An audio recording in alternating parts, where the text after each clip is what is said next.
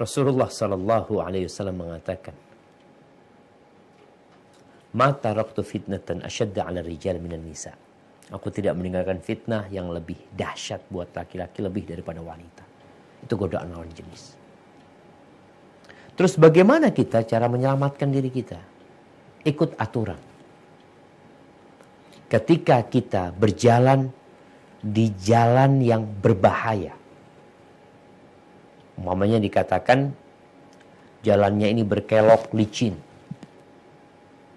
dan naik, apa yang harus kita lakukan? Ikuti aturan. Kalau dikatakan nggak boleh lebih dari 40 km per jam kecepatannya. Terus kalau dikatakan pelan-pelan, ikutin pelan-pelan. Terus ketika naik, gunakan gigi satu. Gunakan gigi satu. Insya Allah selamat. Nah, sekarang bagaimana Islam membuat aturan dalam bergaul dengan lawan jenis ini? Ikutin aturannya. Aturannya apa? Tundukkan pandangan. Jangan menyentuh lawan jenis yang bukan mahramnya. Jangan berduaan dengan yang bukan mahramnya. Karena setan yang ketiga di antara mereka. Kemudian ketika berbicara dengan mereka, yang ada perlunya. Jangan kelebihan ngomongnya. Yang perempuan juga ketika bicara diperintahkan untuk tidak berlemah lembut ketika bicara. Yang tegas berbicara. Jadi insya Allah kalau aturan ini diikutin kita akan terjaga. Tapi Ustaz, udah melakukan itu Ustaz. Tapi godaannya ini masih kuat sekali. Puasa. Tadi kita sebutkan Nabi SAW memerintahkan kepada pemuda-pemuda ini yang pertama kalau bisa nikah ya. Nikah segera. Karena jamaah kita perlu faham ya.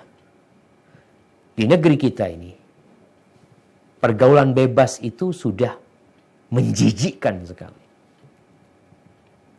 Bahkan hasil penelitian dari ya Kementerian Kesehatan dengan perlindungan anak, bagaimana lebih 60% anak-anak itu yang sudah berzina. Anak-anak SMA, anak-anak perkuliahan, mereka nggak nikah. Sedangkan di satu sisi lagi ada usaha agar mereka tidak nikah muda. Jadi yang pergaulan bebas ini seakan-akan dilegalkan, yang pernikahan muda seakan-akan dipersulit. Orang tua juga mendukung hal itu. Jangan nikah sekarang. Nanti ini, itu, macam-macam. Apanya yang nanti ini dan itu? Takut nggak siap? Siapkan. Mereka siap loh untuk berzina. Mereka siap. Dan sarana untuk itu terbuka sekali.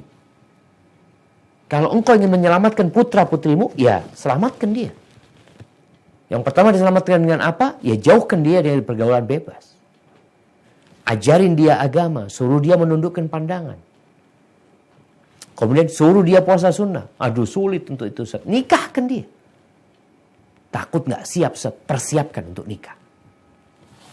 Kita ini memang gak punya lembaga yang mempersiapkan anak-anak untuk menikah. Apakah kita berpikir anak kuliah itu mampu menikah?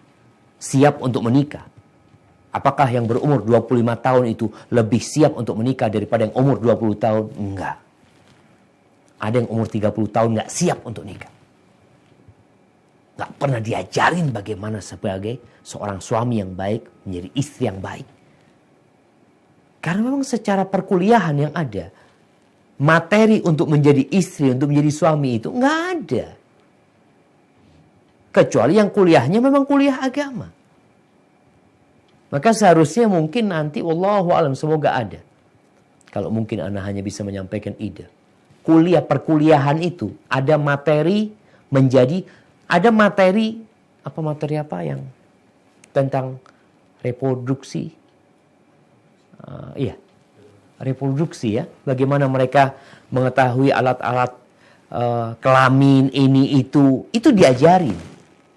Tapi nggak diajarin bagaimana menjadi seorang suami, bagaimana menjadi seorang istri, apa kewajiban-kewajiban suami, apa kewajiban-kewajiban istri, bagaimana ketika ada konflik apa yang harus dilakukan. Itu nggak diajarin. Sampai lulus kuliah, sampai nikah, nggak belajar.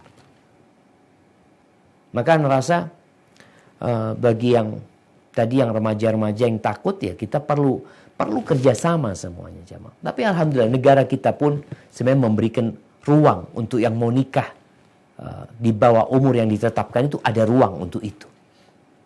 Ada ruang untuk itu di mana kita bisa mengajukan hal itu. Insya Allah semuanya dimudahkan. Tapi yang jelas demi menyelamatkan negeri ini harus ada kerjasama yang baik dari semua pihak.